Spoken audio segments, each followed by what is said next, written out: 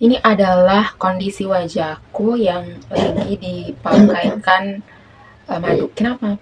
Karena saya kan sekarang lagi berjerawat. Jadi saya mengobati jerawatku tuh dengan bahan-bahan yang alami. Halo, saya email apapun yang terlintas di kepalaku dan apapun yang saya rasakan itu akan saya sampaikan di video kali ini. Dan yang saya mau bahas adalah kenapa saya pakai madu. Nah, karena kondisi wajahku saat ini kan lagi berjerawat. Jadi saya ingin mengobati jerawatku itu dengan bahan-bahan yang alami, bukan dari skincare. Kenapa bukan dari skincare? Karena kalau saya pakai skincare itu takutnya nanti makin memperparah jerawatku. Dan seperti yang saya rasakan sebelumnya, itu kan saya sempat jerawat dan saya mengambil solusi untuk mencari skincare yang benar-benar cocok, yang maksudnya yang sesuai dengan jenis kulitku. Jenis kulitku kan berjerawat, jadi saya carilah di toko skincare yang bisa menyembuhkan jerawat, dan saya dapat. Kemudian saya pakai beberapa pekan, beberapa minggu, dan saya lihat hasilnya ternyata semakin parah.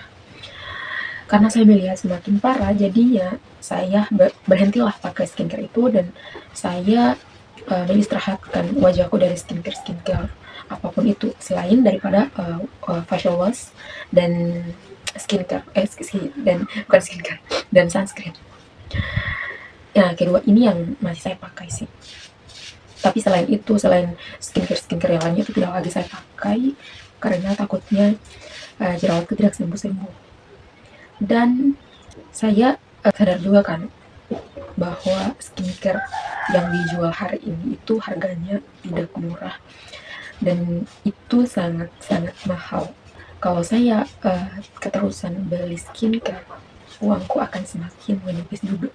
Sedangkan saya ingin jerawatku ini cepat sembuh, bekas-bekas jerawatnya cepat hilang. Tapi masa saya harus andalkan skincare yang mahal itu?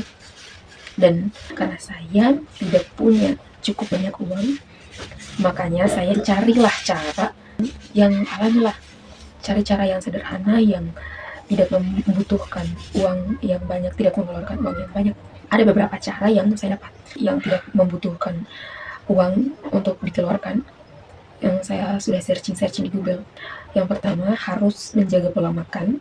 Yang kedua, harus menjaga pola tidur. Dan yang ketiga, harus menjaga kebersihan. Ini menjaga pola makan.